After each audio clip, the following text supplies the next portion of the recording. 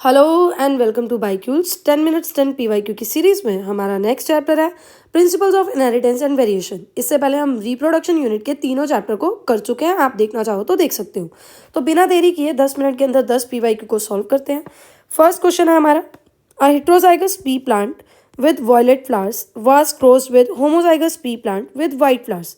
एक heterozygous pea plant ले रहे हैं हम जिसमें वॉयलेट फ्लावर्स हैं, उसको क्रॉस कर रहे हैं वाइट फ्लावर्स वाले प्लांट के साथ। Violet is dominant over white. Which of the following represent expected combination among 40 progeny formed? मान लो 40 progeny formed हो रहे हैं तो expected combinations क्या है, मतलब कितने white हैं और कितने violet हैं। अब कुछ चीज़ें हमें क्वेश्चन से क्लियर हुई हैं कि जो violet कलर है वो डोमिनेंट है वाइट पे, ठीक है। और फिनोटाइप क्या है, वॉयलेट फ्लावर वाले प्लांट को क्रॉस करें वाइट फ्लावर वाले प्लांट के साथ। जीनोटाइप क्या होगा, वॉयलेट फ्लावर वाले को हमने हेट्रोजाइगस लिया तो कैपिटल वी स्मॉल वी, और वाइट फ्लावर वाले को हमने होमोजाइगस लिया तो स्मॉल वी स्मॉल वी।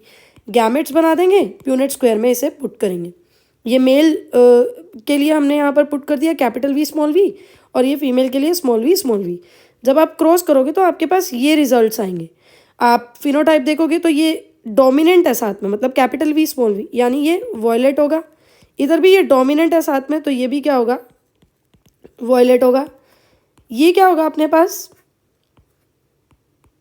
ये होगा अपने पास वाइट, और ये भी होगा अपने पास वाइट। तो हम देख रहे हैं 50% जो प्रोजेनी है वो वॉयलेट है और 50% प्रोजेनी वाइट है। यानी अगर टोटल 40 प्रोजेनीज हैं, 20 वॉयलेट फ्लावर्स वाली होंगी और 20 वाइट। क्वेश्चन 2 है हमारे पास, Mendel studied 7 pair of contrasting trait in pea plant and proposed law of inheritance. Sorry, तो मैंडल ने क्या किया था, हाइब्रिडाइजेशन एक्सपेरिमेंट कंडक्ट किए थे गार्डन पी पे 7 ईयर्स तक, 1856 से 1863, और लॉज ऑफ इनहेरिटेंस को प्रपोज किया था। ये तो बात सही है। बात रही 7 पेयर ऑफ कंट्रास्टिंग ट्रेट की, तो ये भी बात बिल्कुल ठीक है। सॉरी, मेरा गला थोड़ा सा खराब है। तो ये 7 पेयर्स ऑफ कॉन्ट्रास्टिंग ट्रेट है। सेकेंड स्टेटमेंट पे वो ये कह रहा है 7 characters examine by Mendel in his experiment on P plant were seed shape, बिल्कुल सीड शेप है। कलर सीड कलर है। फ्लावर कलर भी है। उसके अलावा पोर्ट शेप एंड कलर, तो पोर्ट शेप और पोर्ट कलर है। फ्लावर पोजीशन बिल्कुल है, और स्टेम हाइट, तो ये सारे करेक्टर्स बिल्कुल सही हैं।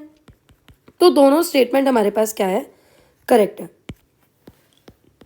हमारा थर्ड क्वेश्चन है, the production of gametes bye parents formation of zygote and F1 F2 plants can be understood from a diagram code. अब आप इसको देख लो, एक वर्ड एक कोमा भी आपको अलग मिले तो production of gametes by the parent, production of gametes by the parent, even कोमा भी सेम है। तो पूरा पेपर एनसीईआरटी से बनता है, इवन कोमा भी सेम है, आप देख सकते हो।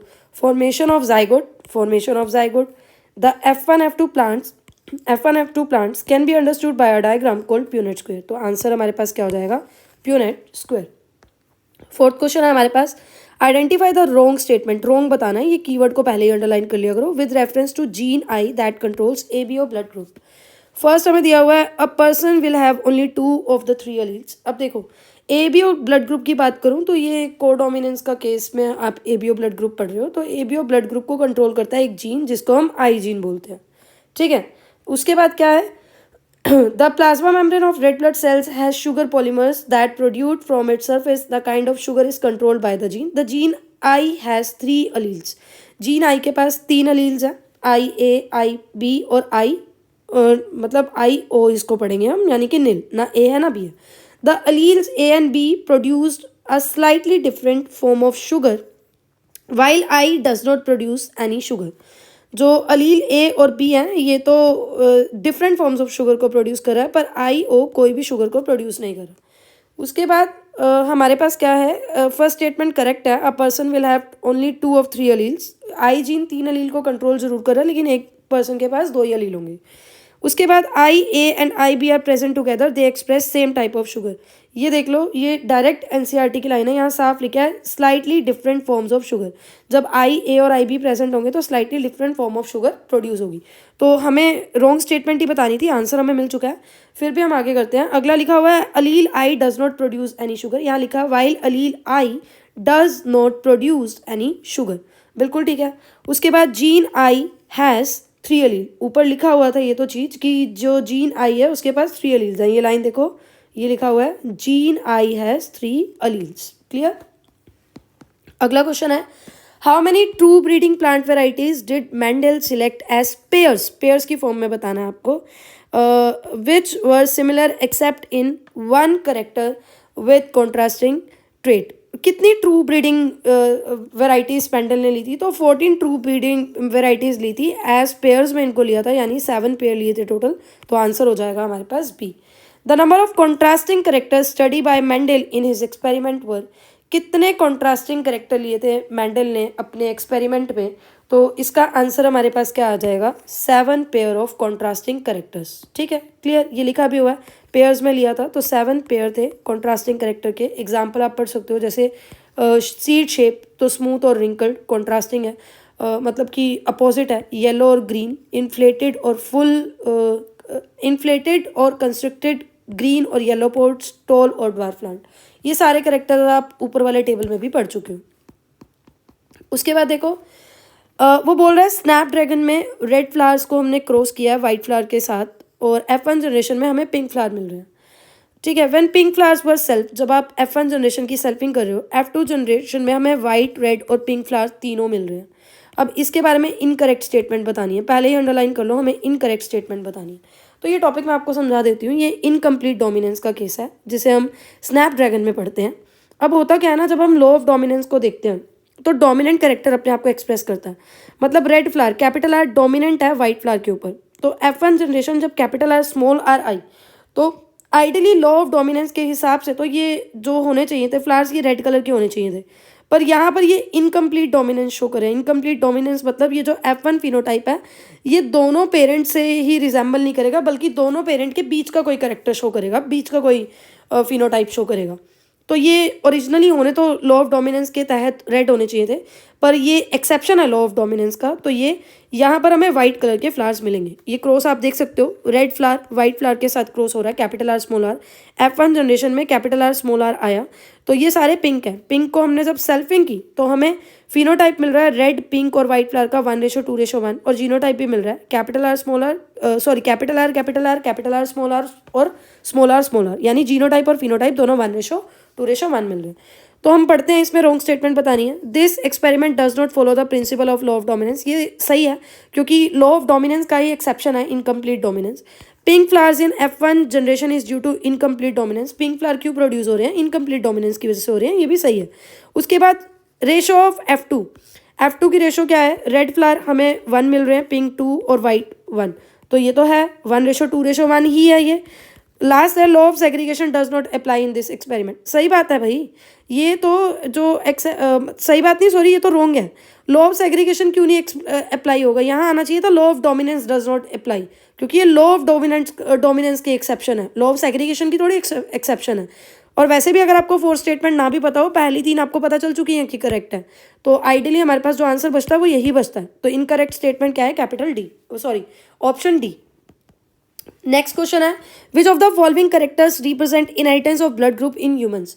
ब्लड ग्रुप का जब हम केस देखते हैं ह्यूमंस में, तो वो क्या क्या दिखा रहा है? Dominance, codominance, multiple allelism, complete incomplete dominance, polygenic inheritance, क्या क्या दिखा रहा है? अब देखो, जब आप ह्यूमंस में ब्लड ग्रुप का केस पढ़ते हो ना, तो आपको दिखता है जो जीन आई है उसके पास 3 एलील है, A, B और I। मतलब पहली चीज़ तो ये है कि ये मल्टीपल अलीलिज्म का केस है, तो ऑप्शन सी तो हमारे पास करेक्ट है। ठीक है, ऑप्शन सी हमारे पास करेक्ट होगा। तो देख लो, सी जिस ऑप्शन में नहीं है वो उड़ा दो, ये ऑप्शन तो उड़ ही गया। अब 3 में से सिलेक्ट करना हमने।